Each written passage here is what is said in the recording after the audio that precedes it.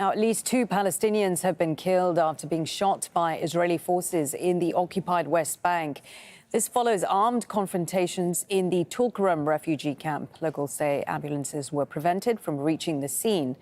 Israeli forces have killed 204 Palestinians in the occupied West Bank just this year. Meanwhile, dozens were wounded east of Nablus after Israeli forces fired tear gas and sound bombs at the Palestinian youth there. Palestinians blocked roads as soldiers escorted hundreds of settlers to perform rituals at Joseph's tomb. Let's go to Nida. Ibrahim was live for us in Ramallah in the occupied West Bank. Let's start with the camp in Tulkarem. What more do we know about the Israeli raids there?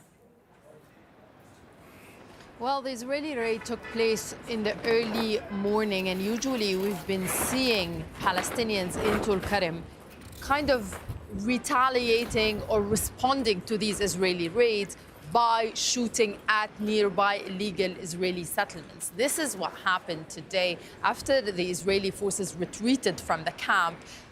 The Palestinians who have been killed are believed to have shot towards an Israeli settler on a motorcycle.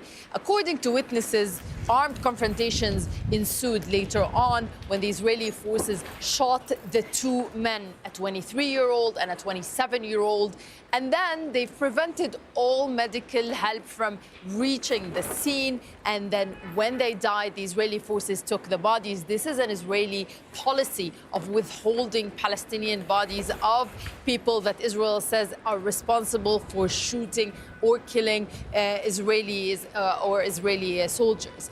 Now, Palestinians say that during that raid, they have managed to injure 1 Israeli soldier. We've seen videos of trails of blood that Palestinians believe belonged to an Israeli soldier.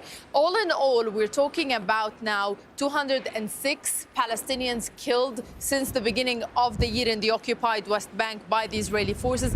And the total number of Palestinians killed in the besieged Gaza Strip and the West Bank by Israeli forces has risen to 250. And Nida, we also had this incident in Nablus where dozens of Palestinians were wounded. Can you talk us through what happened there?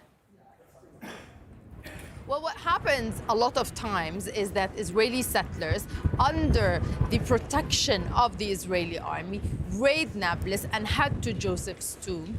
And usually confrontations by Palestinians, sometimes hurling rocks at those who are there, basically happen. We've seen that happening last night. Now, let's not forget that this is already a tense situation. We're talking about the deadliest year in nearly 2 decades in the occupied West Bank. Tension is high. Israeli raids take place almost on average. We're talking about more than a dozen per day in different Palestinian towns and cities. So Palestinians would tell you they don't have much to do but try to stop the Israeli raids, the Israeli visits, the Israeli settlers, basically treating the West Bank as if it's a part of Israel.